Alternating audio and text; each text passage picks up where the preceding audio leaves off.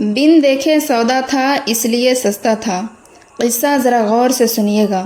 ہارون رشید کے زمانے میں بہلول رحمۃ اللہ علیہ نامی ایک بزرگ گزرے ہیں۔ وہ مجذوب اور صاحب حال تھے۔ ہارون رشید ان کا بڑا احترام کرتا تھا۔ ہارون رشید کی بیوی زبیدہ خاتون بھی ایک نیک اور خوبصورت پارسا عورت تھی۔ اس نے اپنے محل میں 1000 ایسی خادمائیں رکھی ہوئی تھی جو قرآن کی حافظہ اور قاریہ تھی۔ ان سب کی ڈیوٹیاں مختلف جگہوں میں لگی ہوئی تھیں۔ چنانچہ ان کے محل میں 24 گھنٹے ان بچوں کے قرآن پڑھنے کی آواز آ رہی ہوتی تھی۔ اس کا محل قرآن کا گلشن محسوس ہوتا تھا۔ ایک دن ہارون رشید اپنی بیوی کے ساتھ دریا کے کنارے ٹہل رہا تھا کہ ایک جگہ بہلول دانا رحمۃ اللہ علیہ کو بیٹھے ہوئے دیکھا۔ اس نے کہا، السلام علیکم۔ بہلول دانا رحمۃ اللہ علیہ نے جواب میں کہا، وعلیکم السلام۔ ہارون رشید نے کہا، بہلول کیا کر رہے ہو؟ انہوں نے کہا کہ میں ریت کے گھر بنا رہا ہوں۔ پوچھا، کس کے لیے بنا رہے ہو؟ بہلول نے جواب دیا کہ جو آدمی اس کو خریدے گا میں اس کے لیے دعا کروں گا کہ اللہ رب العزت اس کے بدلے اس کو جنت میں گھر عطا فرما دے۔ بادشاہ نے پوچھا، بہلول اس گھر کی کیا قیمت ہے؟ انہوں نے کہا کہ 1 دینار۔ ہارون رشید نے سمجھا کہ یہ ایک دیوانے کے بڑھ ہے، لہٰذا وہ آگے چلا گیا۔ اس کے پیچھے زبیدہ خاتون آئی۔ اس نے بہلول رحمۃ اللہ علیہ کو سلام کیا، پھر پوچھا، بہلول کیا کر رہے ہو؟ انہوں نے کہا کہ میں ریت کے گھر بنا رہا ہوں۔ اس نے پوچھا، کس کے لیے گھر بنا رہے ہو؟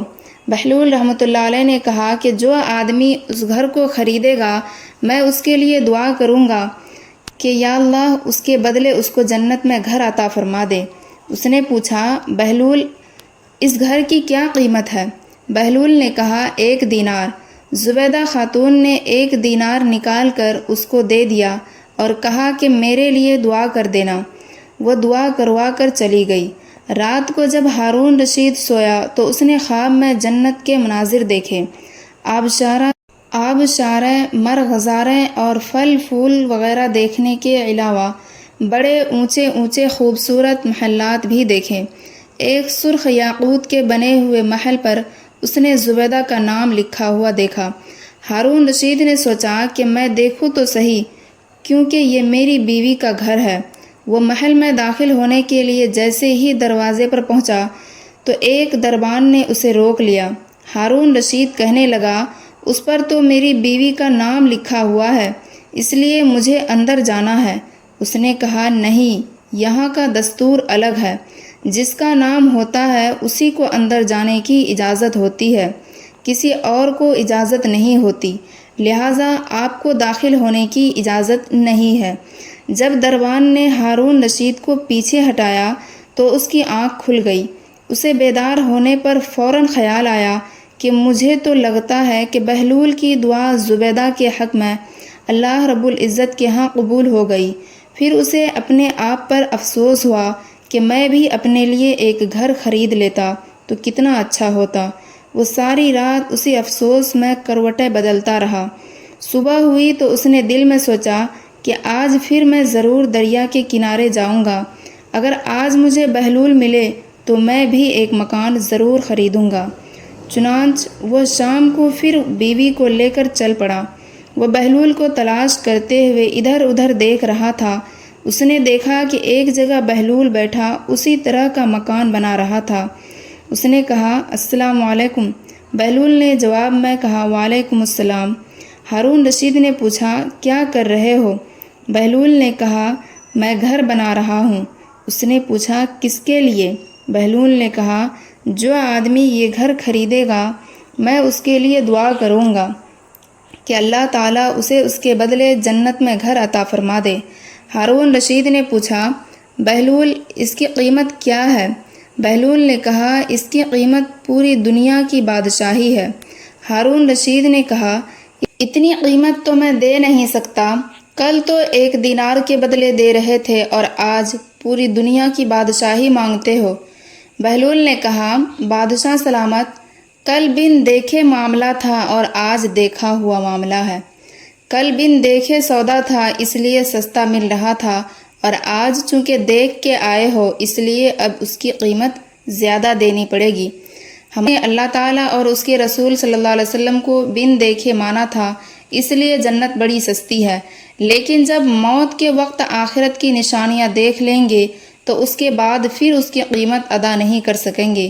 ارشاد باری تعالیٰ ہے، روز محشر مجرم یہ تمنا کرے گا کہ کاش میں اپنی سزا کے بدلے میں اپنا بیٹا دے دیتا، بیوی دے دیتا، اپنا بھائی دے دیتا، وہ خاندان والے دے دیتا جو اسے ٹھکانہ دیتے، حتیٰ کہ جو کچھ دنیا میں ہے وہ سب دے دیتا اور میں جہنم سے بچ جاتا۔ فرمایا، ہرگز نہیں، ہرگز نہیں۔ اور ایک عجیب قصہ ذرا غور سے سنیے گا۔ امام شافعی رحمۃ اللہ علیہ کے دور کا واقعہ ہے کہ اس وقت کا بادشاہ اپنی بیوی کے ساتھ تخلیہ میں تھا۔ اس کی بیوی کسی وجہ سے اس سے ناراض تھی۔ بادشاہ چاہتا کہ محبت و پیار میں وقت گزارے، اور بیوی چلی بیٹھی تھی اور وہ چاہتی تھی کہ اس کی شکل ایک آنکھ بھی نہ دیکھوں۔ ادھر سے اصرار اور ادھر سے انکار۔ جب بہت دیر گزر گئی تو بادشاہ نے محبت میں کچھ اور بات کر دی۔ جب بادشاہ نے بات کر دی تو بیوی نے کہا، جہنمی دفع ہو یہاں سے۔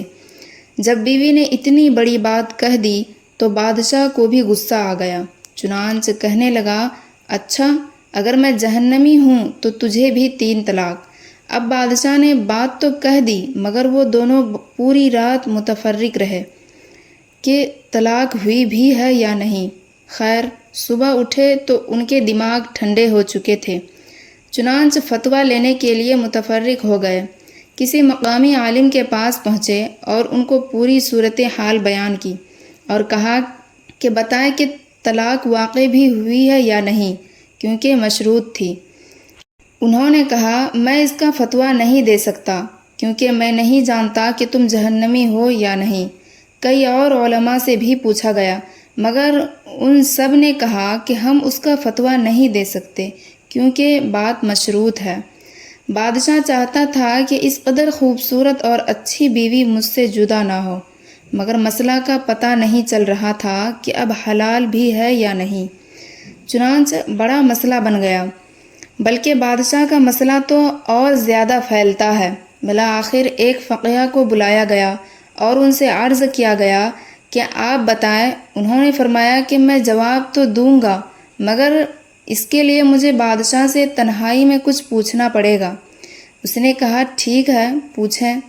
چنانچہ انہوں نے بادشاہ سے علیحدگی میں پوچھا کہ کیا آپ کی زندگی میں کبھی کوئی ایسا موقع آیا کہ آپ اس وقت گناہ کرنے پر قادر ہو مگر آپ نے اللہ کے خوف سے وہ کبیرہ گناہ چھوڑ دیا ہو؟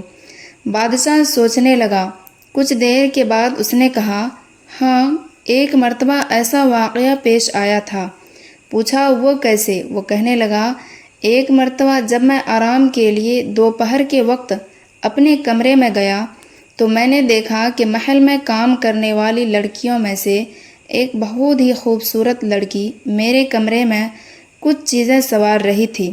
جب میں کمرے میں داخل ہوا تو میں نے اس لڑکی کو کمرے میں اکیلے پایا۔ اس کے حسن و جمال کو دیکھ کر میرا خیال برائی کی طرف چل گیا، چنانچہ میں نے دروازے کی کنڈی لگا دی اور اس کی طرف آگے بڑھا۔ وہ لڑکی ایک نیک عفیفہ اور پاک دامنہ تھی۔ اس نے جیسے ہی دیکھا کہ بادشاہ نے کنڈی لگا لی ہے اور میری طرف خاص نظر کر کے قدم اٹھا رہا ہے تو وہ فوراً گھبرا گئی۔ جب میں اس کے قریب پہنچا تو وہ کہنے لگی، اے بادشاہ، اللہ سے ڈر۔ جب اس نے یہ الفاظ کہے تو اللہ کا نام سن کر میرے رونگٹے کھڑے ہو گئے اور اللہ کا جلال میرے اوپر غالب آ گیا۔ چنانچہ میں نے اس لڑکی سے کہا، اچھا چلی جا۔ میں نے دروازہ کھولا اور اسے کمرے سے بھیج دیا۔ اگر میں گناہ کرنا چاہتا تو اس وقت اس لڑکی سے گناہ کر سکتا تھا۔ مجھ سے کوئی پوچھنے والا نہیں تھا مگر اللہ کے جلال، عظمت اور خوف کی وجہ سے میں نے اس لڑکی کو بھیج دیا اور گناہ سے باز آیا۔ اس فقیہ نے فرمایا کہ اگر تیرے ساتھ یہ واقعہ پیش آیا تھا تو میں فتویٰ دیتا ہوں کہ تو جنتی ہے اور تیری طلاق واقع نہیں ہوئی ہے۔ اب دوسرے علماء نے کہا جناب آپ کیسے فتویٰ دے سکتے ہیں؟ انہوں نے فرمایا جناب میں نے اپنی طرف سے فتویٰ نہیں دیا بلکہ یہ فتویٰ تو قرآن دے رہا ہے۔ وہ حیران ہو گئے کہ قرآن نے فتویٰ کہاں دیا؟ انہوں نے جواب میں قرآن کی آیت پڑھی اور اس قرآن کی آیت کے ترجمہ یہ ہے کہ جو اپنے رب کے سامنے کھڑے ہونے سے ڈر گیا اور اس نے اپنے نفس کو خواہشات میں پڑنے سے بچا لیا تو ایسے بندے کا ٹھکانہ جنت ہوگی۔ پھر انہوں نے بادشاہ کو مخاطب کر کے فرمایا چونکہ تم نے اللہ کے خوف کی وجہ سے گناہ کو چھوڑا تھا اس لیے میں لکھ کر دیتا ہوں کہ اللہ تعالیٰ تمہیں جنت عطا فرما دیں گے۔ اللہ تعالیٰ ہمیں ہر گناہوں سے بچائے اور ہمیں گناہوں کی لذت سے محفوظ فرما دے اور بقیہ زندگی گناہوں سے پاک ہو کر گزارنے کی توفیق عطا فرما دے۔ آمین۔